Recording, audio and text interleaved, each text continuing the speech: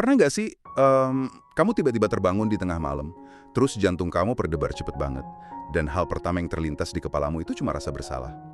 Kerasa banget beratnya. Iya kan? Rasa bersalah karena ngerasa hari ini tuh kamu kurang produktif, atau kurang ngasilin uang, atau sekedar ngerasa, aduh, aku tertinggal jauh banget ya dari kehidupan orang lain. Betul, itu perasaan yang sangat umum sekarang. Nah, gimana kalau ternyata ilmu psikologi dan neurologi modern itu justru bilang kalau perasaan tidak cukup itu sama sekali bukan tanda kelemahan mental kamu? Gimana kalau itu sebenarnya bukti bahwa sistem saraf kamu lagi dibajak sama ekspektasi zaman yang jujur aja udah nggak masuk akal? Ya, karena kita sekarang hidup di era yang secara sistemik tuh nuntut kita buat berlari kenceng terus.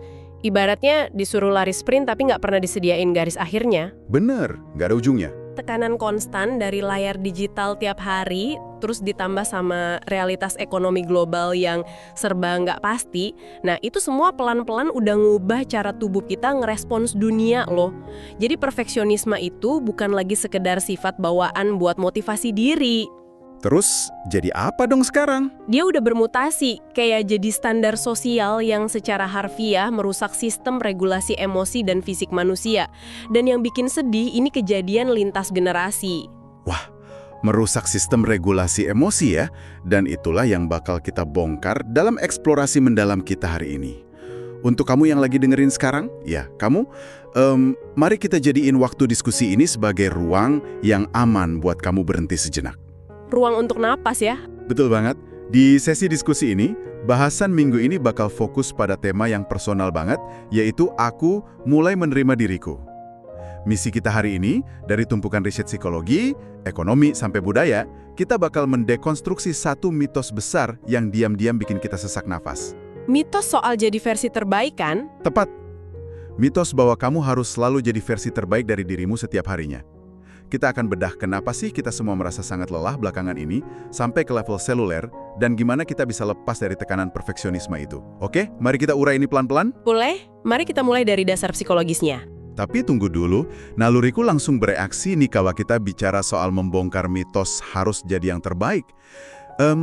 Bukankah dorongan untuk jadi sempurna atau perfeksionisme itu sendiri yang justru bikin kita maju? Kalau kita tiba-tiba santai dan bilang, aku udah cukup begini aja, bukannya kita malah jadi pemales ya? Nah, itu kekhawatiran yang masuk akal banget. Banyak orang mikir gitu, karena kita sering nyampur adukin dua mekanisme biologis yang sebenarnya beda jauh. Ada riset ekstensif dari psikolog Hewitt dan Flatt, mereka membedah anatomi perfeksionisme ini jadi beberapa bagian. Oke, jadi perfeksionisme itu ada jenis-jenisnya? Betul.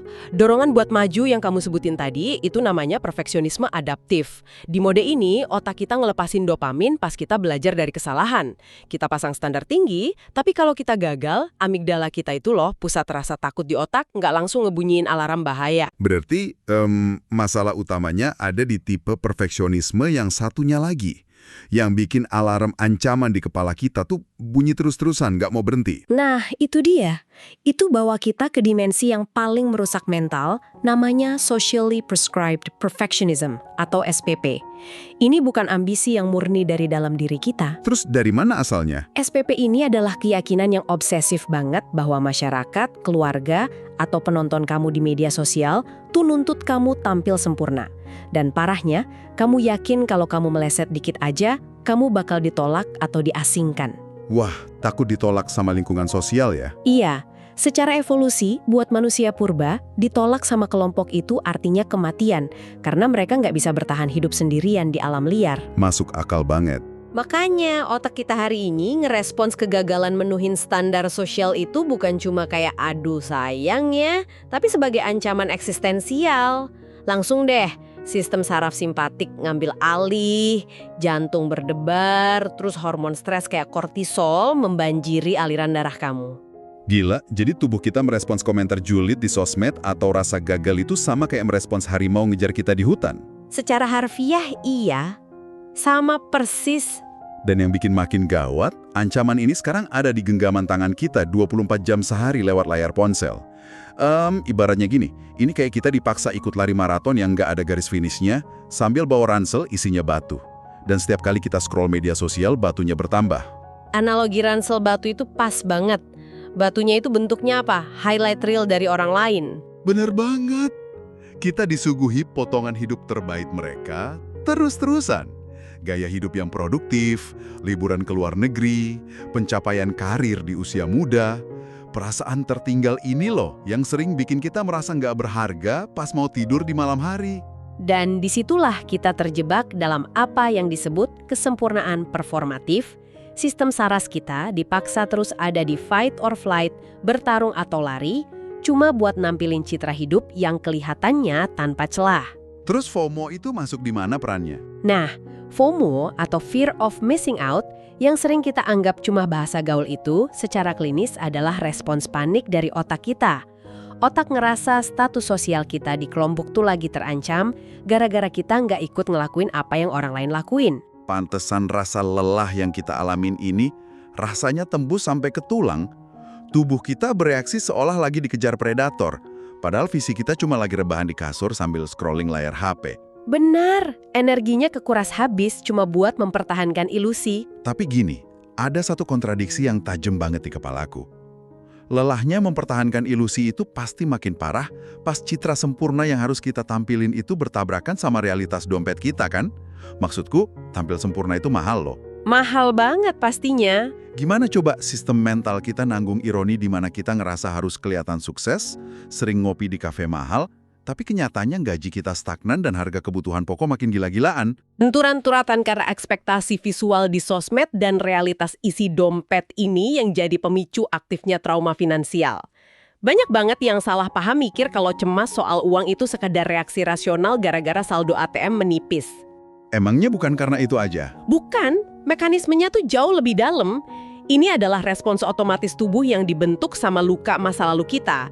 Kalau di literatur medis, penelitinya nyorotin kondisi ini pakai konsep Adverse Childhood Experiences atau ACEs. Tunggu, ACEs. Berarti ini berkaitan sama apa yang dialami seseorang waktu mereka masih kecil? Maksudnya, gimana pengalaman masa kecil bisa ngebajak cara kita mutusin hal-hal soal uang di masa dewasa kita sekarang? Jadi gini, kalau ada seorang anak tumbuh di keluarga yang ngalamin kemiskinan kronis, atau dia sering banget lihat orang tuanya berantem hebat cuma gara-gara pusing bayar tagihan, lingkungan kayak gitu bakal nyiptain apa yang namanya stres toksik. Stres toksik? Iya, dan stres toksik di masa perkembangan anak ini, secara fisik ngubah arsitektur otak mereka. Amigdala mereka jadi hiperaktif, selalu siaga nyari ancaman kalau uang habis. Sementara korteks prefrontal mereka, bagian depan otak yang fungsinya buat mikir logis dan bikin rencana jangka panjang, pertumbuhannya malah terhambat. Oh, wow. Berarti saat kita ngerasa cemas luar biasa pas lihat saldo ATM, itu otaknya benar-benar udah dikalibrasi ulang dari kecil gara-gara krisis itu. Betul sekali. Dan pas anak-anak ini tumbuh dewasa, mekanisme pertahanan hidupnya ke bawah terus. Biarpun sekarang mereka mungkin udah punya kerjaan tetap, gajinya lumayan, traumanya tuh muncul dalam dua kutub perilaku ekstrim. Apa aja tuh dua ekstrimnya? Kutub pertama itu penghematan obsesif dan catastrophic thinking. Mereka ketakutan banget jadi miskin lagi. Tubuh mereka ngerespons pengeluaran kecil sekalipun dengan kepanikan. Mereka nimbun uang mati-matian cuma buat nenangin amigdala yang teriak-teriak rasa bahaya. Paham. Terus kutub yang kedua, soalnya aku juga sering lihat orang yang kalau lagi stres mikirin uang, malah kayak impulsif check out barang online, seolah uangnya nggak berseri. Nah, itu kutub kedua. Namanya magical thinking atau penghindaran radikal. Belanja impulsif itu tujuannya buat dapat lonjakan dopamin sesaat. Lonjakan kimia ini kerja kayak obat pereda nyeri buat nutupin rasa sakit, rasa mati rasa, atau ngerasa nggak berharga dari masa lalu. Ini cara sistem saras melakukan self-medication, ngobatin dirinya sendiri. Ya ampun, ini melegakan banget buat disadari. Berarti, buat kamu yang lagi dengerin, pas kamu impulsif belanja padahal lagi bokeh, atau panik sampai mual pas mau buka aplikasi M-Banking, itu belum tentu karena kamu bodoh atau nggak bisa ngatur uang. Betul, sama sekali bukan berarti kamu gagal. Itu karena sistem saraf kamu lagi bereaksi ngerespon trauma masa lalu. Ngetahuin ini benar-benar ngelepasin beban rasa bersalah yang berat banget. Iya, ngelepasin rasa bersalah individu itu melegakan. Tapi kalau kita hubungin ini ke gambaran yang lebih besar, kita nggak hidup sendirian kan? Trauma ini tuh dikunci makin rapat sama budaya tempat kita tinggal. Gimana tuh maksudnya budaya mengunci trauma? Kalau kita bandingin budaya barat yang individualis sama budaya kolektivis kayak di tempat kita, tekanan psikologisnya itu beda jauh. Di masyarakat kolektivis, nilai diri seseorang itu sangat keikat sama harmoni kelompok. Ah, iya. Budaya rukun. Kita kan diajarin buat selalu jaga kerukunan, mikirin keluarga besar dulu, jangan sampai bikin malu nama keluarga. Betul, nilai harmoni itu emang indah, tapi ada sisi gelapnya buat emosi kita. Di masyarakat individualis, kalau kamu gagal, emosi yang muncul biasanya rasa bersalah atau guilt. Kayak, aduh aku salah ngelakuin ini, aku harus perbaiki. Terus kalau di kita? Karena identitas kita menyatu sama keluarga, kegagalan itu memicu rasa malu atau shame yang sangat mendalam. Rasa malu ini nyerang identitas diri, bisikin ke kamu kalau kamu ini kegagalan total, dan kamu cuma bawa aib buat orang yang udah ngerawat kamu. Ujung-ujungnya, ini memicu self-suppression. Kita jadi nekan diri kita sendiri. Drastis banget bedanya ya. Rasa bersalah itu soal tindakan yang salah, tapi rasa malu itu ngebakar harga diri kita dari akarnya. Kalau ditarik ke realitas harian di sini, ini pasti ada hubungannya sama fenomena sandwich generation kan? Beban rasa malu dan rasa bersalahnya pasti kronis banget di generasi ini. Tepat. Generasi sandwich di budaya kita itu bebannya luar biasa berat, secara matematis maupun psikologis. Data nunjukin sekitar 41,49% lansia kita butuh biaya kesehatan rutin, dan banyak dari mereka nggak punya jaring pengaman sosial atau dana pensiun. Jadi beban absolutnya langsung jatuh ke pangkuan anak-anak mereka. Iya, anak-anak usia produktif ini kejepit. Generasi sandwich tradisional harus biayain orang tua dan anak mereka sendiri. Terus ada juga club sandwich dan open face sandwich. Bahkan yang open face, yang belum nikah atau milih nggak punya anak pun, sumber dayanya sering habis terkuras buat nuapang keluarga besar. Bayangin ya, ini tuh kayak kamu adalah sebuah jembatan. Kamu harus nahan beban lalu lintas dari dua arah yang sangat padat, secara bersamaan, siang dan malam, tapi nggak ada satupun yang merawat jembatan itu. Wajar aja kalau jembatannya ngerasa mau rubuh. Analogi jembatan yang sangat akurat. Dan dampaknya di kehidupan sehari-hari kerasa banget. Orang rela bertahan di tempat kerja yang toksik, bosnya manipulatif, kerjanya gila-gilaan karena ketakutan. Ketakutan kalau mereka berhenti, mereka nggak bisa menghidupi keluarga besarnya. Fenomena itu disebut job hugging. Meluk erat-erat pekerjaan beracun karena ngerasa nggak punya pilihan. Di titik ini semuanya tabrakan. Perfeksionisme digital, trauma finansial, dan rasa malu kultural. Mereka kerja ngelewatin batas biologis, sistem imun hancur, kelelahan emosionalnya luar biasa. Tapi ironisnya, malam harinya mereka tetap ngerasa bersalah karena ngerasa belum cukup ngasih ke keluarga, ya kan? Betul sekali. Gini deh, dengan tekanan seberat ini secara global dan lokal, apa yang terjadi ketika manusia benar-benar udah mencapai batas maksimalnya? Maksudku, belakangan ini kita sering dengar fenomena kayak quiet quitting di Amerika. Kerja ya secukupnya aja, nggak mau lembur gratis. Iya, ada juga fenomena tangping di Tiongkok. Nah itu, tangping atau berbaring datar, nolak budaya kerja yang eksploitatif. Banyak generasi tua yang ngelabelin fenomena ini sebagai bukti kalau generasi sekarang itu malas, gampang menyerah. Tapi jujur, setelah dengerin obrolan kita tadi, masa sih ini cuma soal kemalasan? Tentu saja bukan. Pandangan klinis ngelihat fenomena perlawanan ini sebagai resiliensi, bukan kemalasan. Ini bentuk perlawanan dari sistem saraf otonom yang nolak buat terus-terusan dieksploitasi. Quiet quitting atau tangping itu mekanisme bertahan hidup, sebuah penetapan batasan supaya mereka nggak hancur lebur. Jadi ini justru protes diam-diam buat nyari keseimbangan yang lebih manusiawi ya? Tepat. Generasi ini sadar kalau mainin aturan lama buat jadi versi sempurna di sistem ekonomi sekarang tuh ibarat masuk ke permainan yang emang udah disetel supaya mereka kalah. Menarik. Terus kalau di Indonesia sendiri, gimana strategi copingnya? Kita kan juga ngerasain capek yang sama. Di Indonesia, riset nemuin beberapa strategi khas para pencari nafkah. Pertama, frugality atau berhemat sebisa mungkin. Kedua, social substitution. Ini menarik loh. Mereka milih ngurangin pergaulan sosial yang mahal dan penuh tekanan pamer pencapaian, terus beralih ke kelompok pertemanan kecil yang nerima apa adanya.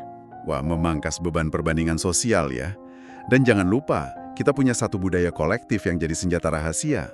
Curhat. Logis, fungsional banget. Dari luar kelihatan kayak buang-buang waktu, cuma buat ngeluh soal bos atau tagihan.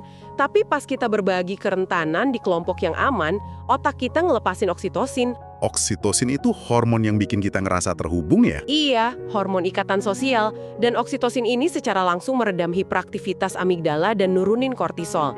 Jadi curhat itu sebenarnya tindakan menenangkan sistem saraf secara komunal, melepaskan beban harus selalu terlihat kuat. Luar biasa ya, tubuh dan pikiran kita tuh punya mekanisme perlindungan yang secerdas itu. Tapi gini, paham alasan kenapa kita capek dan cemas itu emang melegakan banget, ngevalidasi banget. Tapi itu kan nggak cukup buat bayar tagihan besok pagi atau ngadepin ekspektasi keluarga. Tentu, kita butuh langkah praktis. Nah, pertanyaannya, gimana kita mulai nerapin ini di kehidupan sehari-hari secara damai? Kita butuh solusi yang aplikatif nih. Solusi pertama yang paling mudah diadopsi adalah self-compassion. Ini bukan rasa mengasihani diri sendiri atau ngasih alasan buat males loh. Self-compassion itu soal kebaikan hati ke diri sendiri. Gimana tuh praktiknya? Pas kamu gagal, otak kan biasanya mutar kaset suara kritikus internal yang jahat, kayak ngatain kamu payah. Nah, ganti suara itu pakai suara sahabat yang lagi nenengin kamu. Ingat konsep common humanity. Kamu nggak sendirian, ada jutaan orang lain yang juga lagi ngalamin hari yang buruk hari ini. Mengganti suara jahat di kepala dengan suara sahabat. Oke, itu ngena banget. Terus kalau dari sisi fisiknya, misalnya pas kita tiba-tiba ngerasa sesak napas karena cemas ditekan kerjaan atau ngelihat sosmed. IP bisa pakai teknik fisik buat nenangin sistem saraf. Coba praktikin pernafasan mindfulness 4-7-8. 4-7-8. Gimana ritmenya? Tarik nafas lewat hidung selama 4 detik, tahan napasnya selama 7 detik, lalu hembuskan pelan-pelan lewat mulut selama 8 detik. Hembusan napas yang panjang ini bakal ngaktifin saraf vagus yang ngirim sinyal ke otak kalau kondisi kamu udah aman, jadi sistem alarmnya dimatiin. Wow, simpel banget tapi ngaruh langsung ke fisiologis tubuh. Tarik 4, tahan 7, hembuskan 8. Terus kalau kepalanya masih penuh sama pikiran negatif, kayak aku harus lebih kaya, aku gagal, itu gimana? Nah, buat pikiran-pikiran itu, ada teknik dari Acceptance and Commitment Therapy atau ACT, namanya Cognitive Diffusion. Cognitive diffusion. Diffusion itu maksudnya memisahkan ya? Tepat. Kita sering nganggep pikiran negatif itu sebagai sebuah fakta absolut. Padahal pikirannya cuma pikiran. Cognitive diffusion ngajarin kita buat ngelihat pikiran itu ya sebagai kalimat aja yang lagi lewat di kepala, bukan kenyataan yang harus kita telan mentah-mentah. Berarti ibaratnya kayak gini. Cognitive diffusion itu mirip pas kita lagi duduk santai di pinggir jalan raya. Terus pikiran aku harus jadi yang terbaik, atau pikiran aku ini beban keluarga. Itu cuma mobil-mobil bising yang lagi lewat kenceng. Kita cukup duduk diam di trotoar ngeliatin mobil itu lewat, tanpa harus ikut melompat masuk ke dalam mobilnya kan? Analogi yang sangat indah dan pas. Ya, biarkan mobil itu berlalu. Setelah kamu bisa jaga jarak dari pikiran itu, langkah selanjutnya di ACT adalah values clarification. Memperjelas nilai-nilai hidup kita sendiri. Betul, kamu harus fokus pada nilai hidupmu sendiri. Apa yang benar-benar penting buat kamu? Bukan buat sosmed, bukan buat ekspektasi keluarga. Kalau nilaimu adalah kesehatan mental, maka ambil committed action. Contoh nyatanya kayak gimana tuh committed action ini di soal uang dan keluarga? Belajar komunikasi asertif, berlatih bilang tidak pada tuntutan yang udah ngelewatin batas energimu, terus mulai bikin budgeting dana darurat khusus buat pelindung mental kamu, dan kalau trauma masa lalunya terlalu berat, sadari juga perlunya cari financial therapy. Menjadi cukup dan tahu batasan diri, itu adalah sebuah tindakan keberanian loh. Menjadi cukup adalah sebuah tindakan keberanian. Wah, eksplorasi mendalam kita hari ini benar-benar membuka mata. Jadi, untuk kamu yang dari tadi menyimak diskusi kita, dengerin ini ya. Kegagalan kamu untuk memenuhi standar sempurna di luar sana itu sama sekali bukanlah cacat moral. Bukan, sama sekali bukan. Itu cuma realitas keterbatasan kita sebagai manusia yang lagi nekat menghadapi sistem yang emang berat banget. Kamu nggak perlu menuntut dirimu secara brutal. Terkadang, bisa sekedar bertahan dan bernapas dengan sadar hari ini aja tuh udah merupakan kemenangan yang luar biasa. Kamu sudah cukup. Bener banget. Dan sebelum kita tutup, ada satu hal buat kamu renungkan pelan-pelan. Jika besok pagi kamu bangun, dan tiba-tiba seluruh ekspektasi dari orang tuamu, dari teman-temanmu, dan dari media sosialmu lenyap tanpa sisa, siapakah dirimu yang sebenarnya? Dan apa yang ingin kamu lakukan di hari itu hanya untuk dirimu sendiri? Biarkan pertanyaan itu mengendap di pikiranmu ya. Semoga sesi ini bisa jadi pelukan hangat buat hari-harimu yang melelahkan. Ingat untuk selalu lembut pada dirimu sendiri hari ini. Terima kasih sudah bergabung dan sampai jumpa.